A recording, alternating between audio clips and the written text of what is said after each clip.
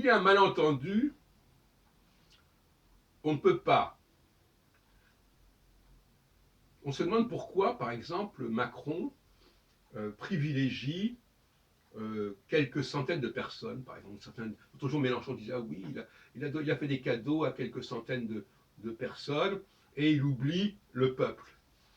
Mais ce qu'il faut bien comprendre sur le plan budgétaire, c'est que ça coûte beaucoup moins cher de privilégier quelques centaines de personnes que de régler les problèmes de millions de personnes.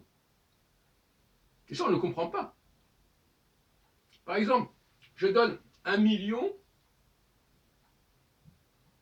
d'euros à 100 personnes. Ça fait 100 millions d'euros. Et ces personnes-là sont des gens qui sont porteurs d'énergie, porteurs de dynamique. Donc il y a un investissement dont on peut savoir à l'avance qu'il sera producteur.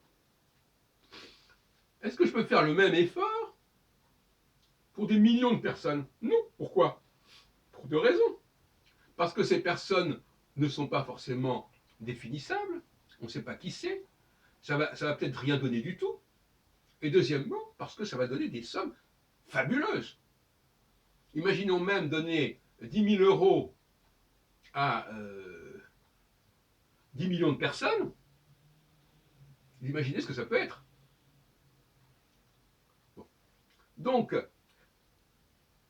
je comprends parfaitement la démarche de Macron, mais malheureusement, il ne s'explique pas à ce sujet.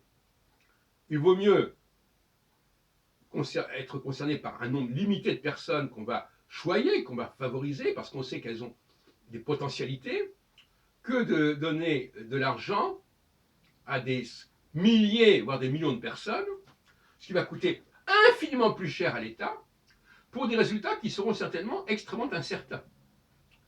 De même que pour les écoles, il vaut mieux favoriser les gens doués, la formation des gens doués, le recensement des gens doués, la sélection des gens doués, que d'investir à fond perdu sur des millions de personnes. Et ça, Mélenchon ne veut pas le comprendre, ne peut pas le comprendre. Alors il va nous dire, ah oui, regardez, on a pris tant de milliards au peuple. Mais qu'est-ce que c'est que tant de milliards au peuple? Mais c'est rien du tout pour chacun. Pour chaque personne, c'est quoi? C'est 10, 20 euros. Alors on dit, ah oui, regardez ce qu'on a pris au peuple. C'est de la démagogie pure et simple. En réalité, si l'État a parfaitement le droit de prendre des sommes relativement infimes, qui, quand elles vont être multipliées par des millions de gens, vont faire une somme importante. Mais on ne commence pas à nous dire qu'on a pris au peuple, alors que ce peuple, ça ne veut rien dire, cette histoire de peuple.